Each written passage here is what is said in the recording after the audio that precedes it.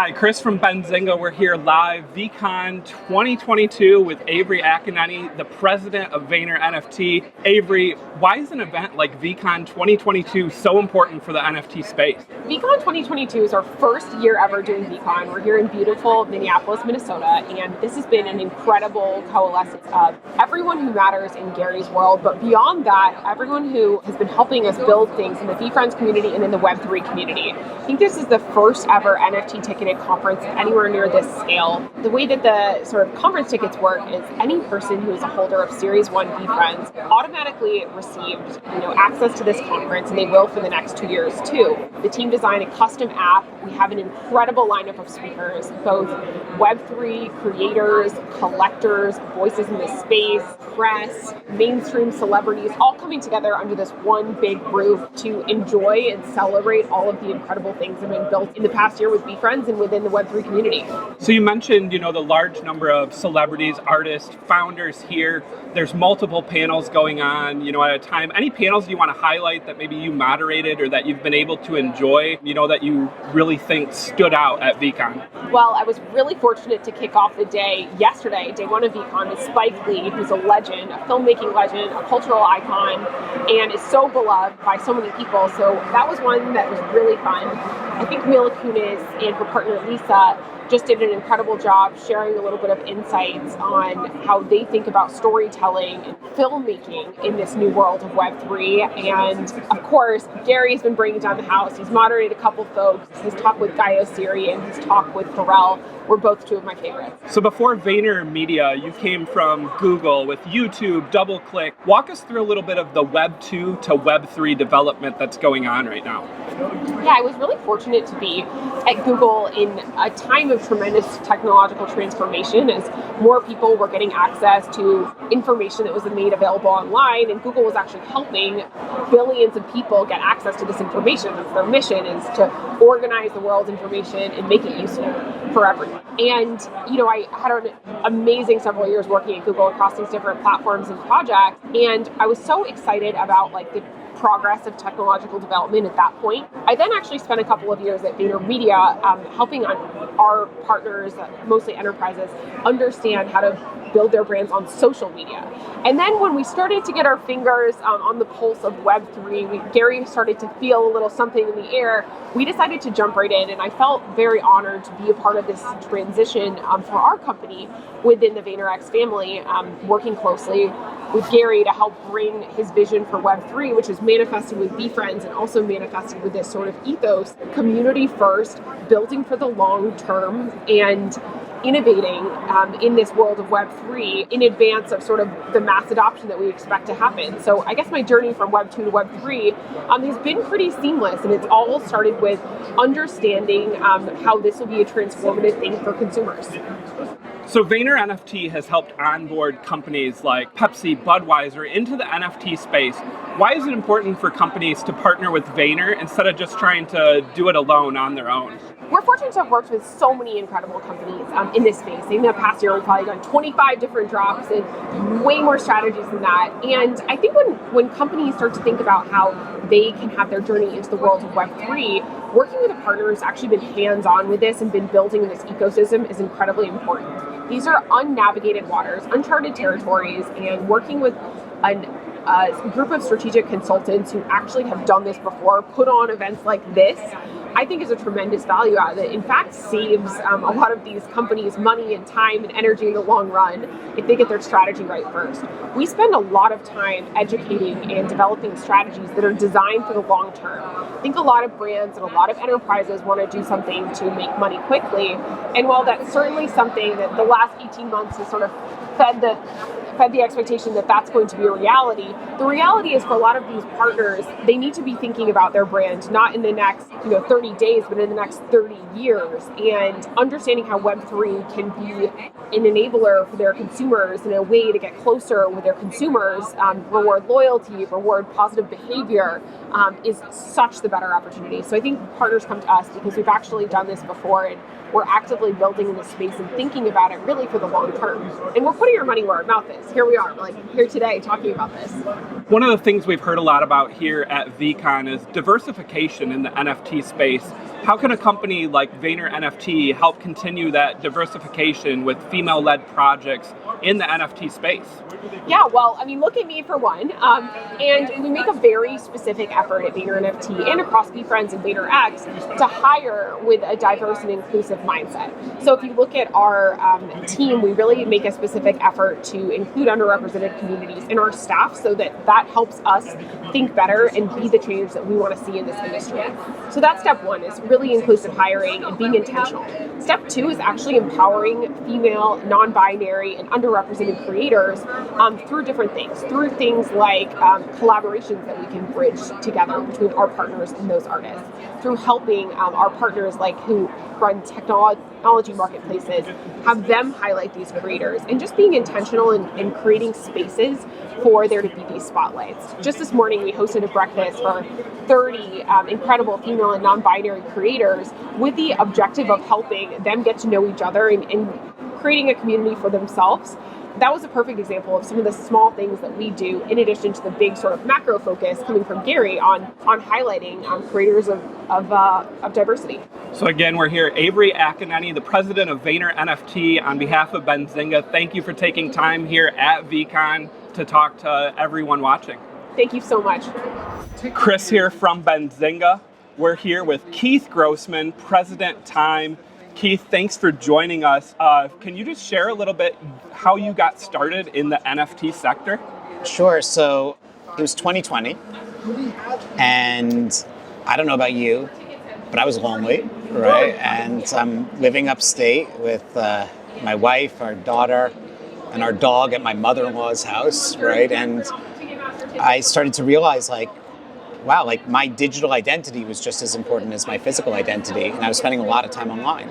And at the same time, I started to see these NFTs emerge, and what I saw more than the JPEG was a way of verifying ownership on the internet.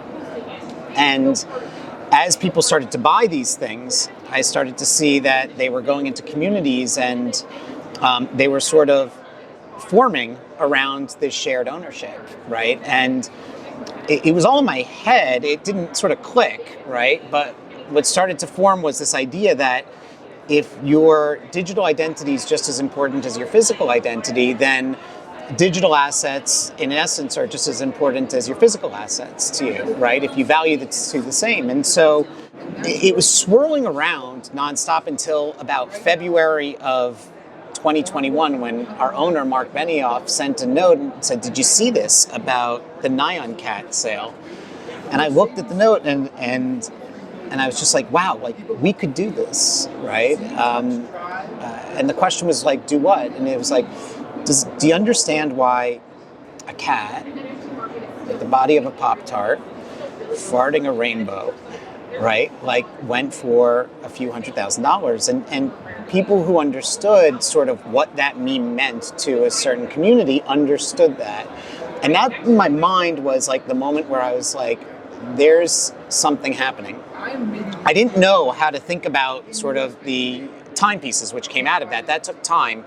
But in early March of 2021, we announced that Time was going to enter into the NFT space with one-of-one NFTs, that we would accept cryptocurrency for digital subscriptions, right, which you can do today still. We do, at the time it was 32, now it's 33 because we accept ApeCoin at time.com/hodl. And then the third was really, it would take us 6 months. From 6 months from March, we'd figure out how to use the token and a blockchain to ultimately change the relationship that the consumer had with our brand. And that then, I didn't know how to do it at that point, but that was sort of the basis of me sitting in a lot of Clubhouse rooms, listening to this community talking about the changing relationship of consumers and brands, the changing relationship of artists and collectors, the changing relationship of economics. And that's ultimately what led to Timepieces. So you've been in the media space for a while. You worked for Wired, Bloomberg, now Time. So you've witnessed the evolution of Web 1 to Web 2, now to Web 3. In your opinion, has the move from Web 2 to Web 3 been tougher than the move of Web 1 to Web 2? No. I mean, like, One thing to remember is in any instance, like if you ask somebody if they like change, everyone says they love change until the change happens to them, right? Or if they're not aware of how the change is going to take place. And so, like I remember when I was at Wired, right? Like Chris Anderson, who was the editor-in-chief, wrote an article after the dot-com bust, and the article said that digital advertising would exceed analog advertising by a certain point in the coming years. And the sheer visceral, the sheer sort of hatred that was like sent at him over this was crazy. Crypto, Web3, digital, these are not religions or politics. These are just technologies that create more efficient ways of reaching and interacting with consumers. But I think that people sometimes get very comfortable with how they have sort of established their patterns of consumption. And in some instances, they don't want to believe that new patterns can emerge. And so it's the same sort of resistance, but just different sort of evolutions of that resistance. So in the Timepieces brand, we also saw some Ukraine relief efforts. Why was that so important to Time and within the Timepieces evolution? Sure. So the Ukraine relief efforts, right, which was called Timepieces Artists for Peace, came about because we were all so inspired by what Nadia at Pussy Riot was doing, what Relief did. And, we are a values-based community, right? And we think about that a lot. And I talk about this quite a bit, where you could have communities that are based on values, and right, for Time it's inclusivity and optimism and constructive feedback and this give first mentality. And you could have communities that are based on greed, which are just let me return quick value to you in the terms of monetary rewards. I believe, and Timepieces believes, that values create value over time, right? And when we saw all the good that the space could be applied for, right, with what Nadia was doing and what Relief was doing, we just said, this stands for what we stand for as an organization. And so what we did was we said, we're going to pause for a second on everything we're doing, and we're going to focus on how can we raise as much money for humanitarian relief as possible for what's going on in Ukraine. And I emailed 70 artists on a Friday night at 8 p.m. 61 of them got back to me with a yes that they could give me an original one of one. This is people like Justin Aversano, Drift, Fuck Render, Beige, Victor Mascara. I mean, amazing artists. Katz and Mard, right? John Knopf, amazing artists. This is quite a background, right? And they got back to me, and we auctioned them off.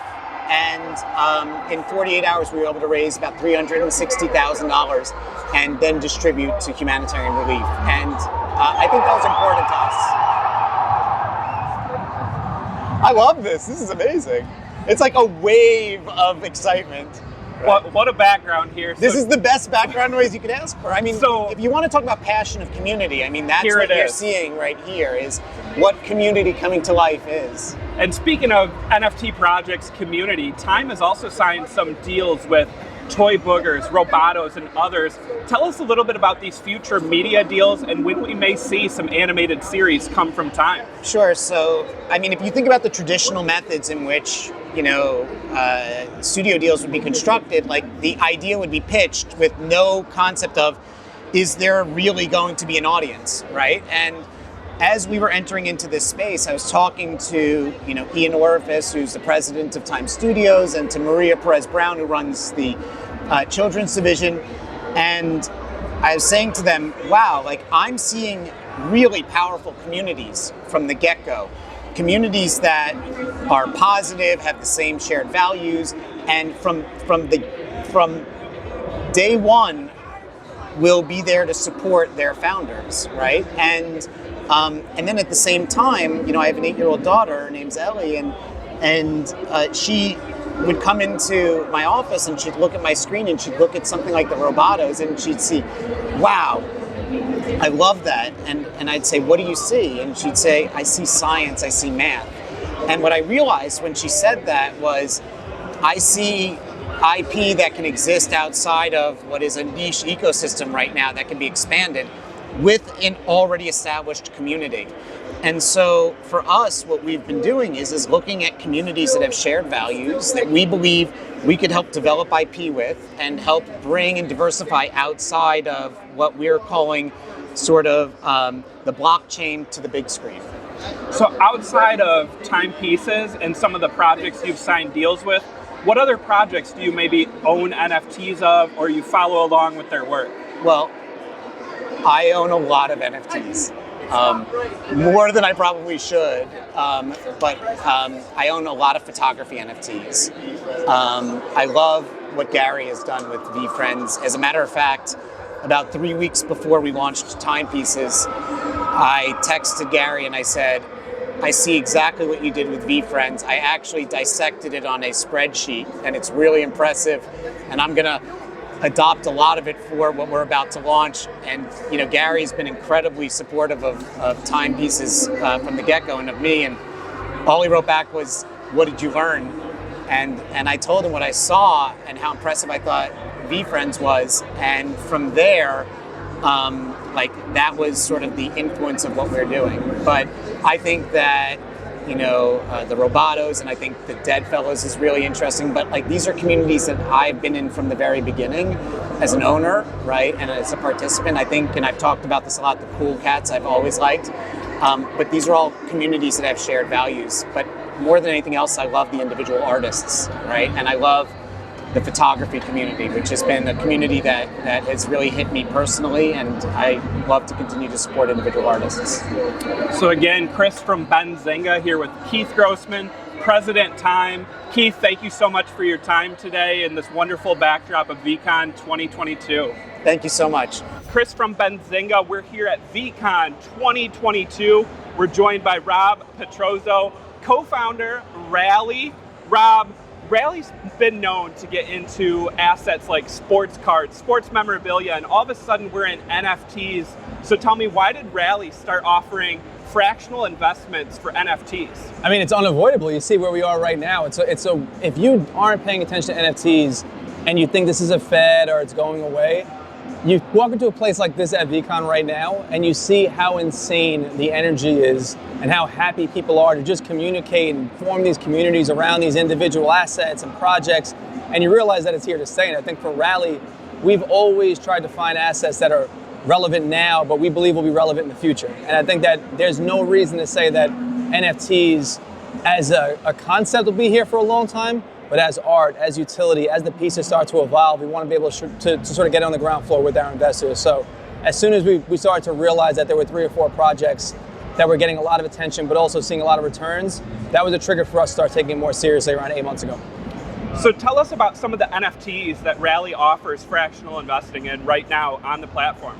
Yeah, so we have everything from CryptoPunks, and we were on those really early, all the way to Bored Apes and some of the blue chip projects, but we also make sure we're paying attention to the projects that live right sort of below Bored Apes, that still get the same amount of attention, have great communities, things like World of Women, Doodles, some of the ones that people see now as Twitter avatars, but at the same time have these huge communities around them. And also, as those communities have grown, the price has taken a turn way up as well. So now you have these blue chip assets that might have minted at 0.05 or 0.08 that have these massive communities and they're trading at 4 or 5 or 6 ETH. Those are projects that we want to be a part of too. So what NFTs are coming to Rally next? Any ones that you can share that may be offered in the future? I mean, we're always looking in the space for really important moments, for rare assets. So when we look at like the projects like Clone X and obviously more World of Women and some of the bigger projects that now have really started to spike, but also there have been airdrops associated with it or new community aspects that are associated with it. Those are always the projects we're looking at. But we also want to look at sort of the genesis of some of those projects too. So we can get original art or one of ones or partner with a team that's doing something really unique in the space and sort of mint it either from scratch or do something on our own to really evoke that emotion from the community. We always look at that as well. So you mentioned Bored Apes, several mutant apes offered on Rally. We had a claim event for ApeCoin. Yeah. So how did Rally approach that claim of ApeCoin, and how were owners of those shares rewarded in the success of the Yuga Labs project? Yeah, so a lot of the investors on Rally who invest in NFTs, their first NFT purchase was on Rally. So what we want to do is make it as simple as possible and treat it more like a dividend and less like a crypto claim or something that required a wallet. So what we did was we claimed all the tokens over a 24-hour period that were associated with the Bored Apes, which are around 500,000 tokens that went to Rally users, and we did it kind of pro rata based on your shares. So it was everything from like a 67-cent dividend all the way up to 5 figures, and that was something that our entire community had access to. Everybody who owned a Bored Ape or a Mutant Ape or a Kennel Club was able to sort of redeem that in cash in their balance. And now ApeCoin obviously spiked. It took a little bit of a pullback. We wanted to make sure that we were redeeming at a blended price over that 24-hour window, but get it to people as quickly as possible. So they all got cash in their account direct. So we're here at VeeCon, and Rally brought several assets along with you guys being a partner here. So normally people can view their assets on the Rally app.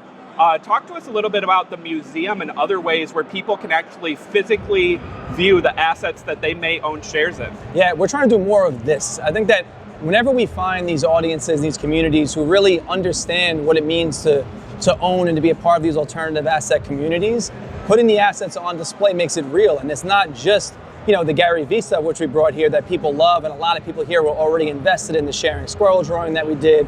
We made sure everyone got a piece of the VeeCon Viper that Gary put together and drew specifically for this event for Rally.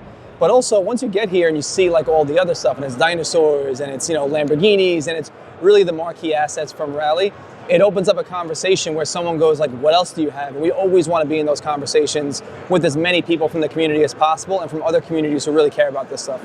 So here at VeeCon 2022, we've got the Kobe Bryant last floor behind you. We've got a Lambo behind you. We have a Triceratops fossil, graded sports cards, displays of the NFTs. What assets here at VeeCon are attracting the most attention from people walking around and viewing the Rally assets? Yeah, I think we got a lot of attention with the dinosaur because the inevitable question is this real? And I think the idea of like price discovery on dinosaurs is still a little bit abstract. So people come up and there's a mix between like people thinking it's fake and it only costs like a few $100 to people thinking it costs $20 or $30 million. So like having those conversations has been really interesting around the dinosaur, which we have kind of centrally located too. And people kind of just stop and look at it for a second and then start asking questions, which has been good for us too. An asset that we've spoke about in past interviews is some of the Apple and Steve Jobs memorabilia. You have a sealed original iPod offered on the platform. The big news last week was that Apple discontinued the iPod. How does that play into the alternative investing and fractional shares of an asset like that? Yeah, I mean, those are things that, again, a lot of the attention is event-driven and anniversary-driven, and we saw a spike in volume on the iPod on the secondary market that exact day, and I think that that's the type of information that a tech-empathetic, 30-something who finds themselves on Rally, that's the news that they get, that's in their group chats, that's being surfaced to them through Benzinga and through others. When that happens, it creates this attention around the space that brings new eyeballs, but also it kind of brings you back into the app and you start thinking like, all right, let me check out my asset, let me see where that's trading right now. So Rob, Rally's added NFTs. That was, a new asset class. What's next for Rally? How does a company like this grow, and are there any other assets that you're eyeing right now to add to the platform? Yeah, I think we're always looking for assets that have audience and have a history of returns or really on the cusp of becoming sort of part of the zeitgeist like NFTs did. We're also looking at a lot of cash producing assets. So we started with domain names. We're moving into obviously real estate, a few other assets that have the ability to spit off cash and spit off dividends for investors who maybe want to take a more long-term look at their assets and not think about it as a trade. They want to have it in a portfolio and keep it there. And again, anytime that we find a community that exists, that's empathetic, that understands tech, that wants to be a part of sort of real equity and own the assets and the best-in-class versions, that's a space that we'll be in. So when we say like, we want everyone to be able to invest in the things they care about, we mean everything. So if there's something that makes sense, even for a 10,000 or a 20,000 or a small niche community, what would be looked at as a niche community, if there's real attention there and there's potential for returns, that's a space that we want to be in. Chris from Benzinga, we're here with Rob Petrozzo, co-founder Rally. Rob, thanks for your time here at VeeCon 2022. Thank you always, man. Appreciate it. Hey, it's Chris from Benzinga. We're live at VeeCon 2022.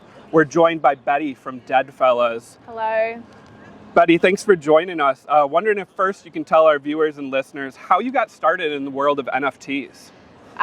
It was last January, and Syke, the co-founder to Deadfellaz and my husband, the artist, he was introduced to NFTs through some people in his art collective, Depthcore, and he told me about them and I was just immediately sold. So. How did the idea for Deadfellaz come about? This great artwork, this cool community, was this a overnight thought? Was this a multiple day thing? How did you guys create it? It's kind of a two-part question. So the reason and the idea are two separate things. So the reason was really because I loved what was happening with the PFP movement and with NFTs. The generative art really was something that interested me, but I didn't see anything that I felt like I wanted to use. There wasn't anything that represented gender on a spectrum. I just felt like there was a gap that I could see that I wanted to fill. So that's that. In terms of Deadfellaz, the idea, that just came like that. Like I don't know, it just came like a fully formed idea. The designing of the traits was something that took a long time because we spent time kind of injecting ourselves into it. So the influences that we have from like 90s animation and, movies and comics and all of that. So one of my favorite questions to always ask creators of projects, you just mentioned some of the traits. What are, your favorite traits? I know that's a hard question for some to answer, but if you could call out a couple of the traits within Deadfellaz, what are some of the top ones? I have never seen a bowl cut that I didn't like. So I love the bowl cuts. I think the mullets are cool. I love them all. I'm biased. So we saw a lot of celebrities get into Deadfellaz. Steve Aoki, Reese Witherspoon, Lionel Richie, Alexis Ohanian, and we even saw Odell Beckham Jr. change his profile picture on Twitter. As a creator of a project, what kind of validation is that you have a strong community and these celebrities drawn to the project? It's crazy. It's really crazy. It's like, you spend a long parts of your life. I didn't realize what a fangirl I was in some instances before I was like, oh my gosh, the person that I love their work, like they like mine? Yeah, it's sometimes what we're doing here, because it's all digital, just doesn't feel real. And then you have these moments kind of like here where, we're in real life and I'm meeting people and everyone's experiencing things in a different way. It's kind of like that. Your world gets a lot smaller. So, yeah. Deadfellaz signed a deal with United Talent. Can you talk a little bit about what that deal means for the growth of Deadfellaz as a brand? Yeah, so the value that I see UTA bringing Deadfellaz, and that they already have really, is that they can facilitate the cut through with Web 2 business and brand building, where I know the vision that I have for Deadfellaz is a vast one, but I'm very much focused on building in the metaverse in parallel, so it just allows us to do both at the same time in a really effective way. And it just gets immediate cut through with not worrying about, can I reach this person or can I reach that person? It's just immediately done. So yeah, they're very professional and they really understand Web3. That was really important.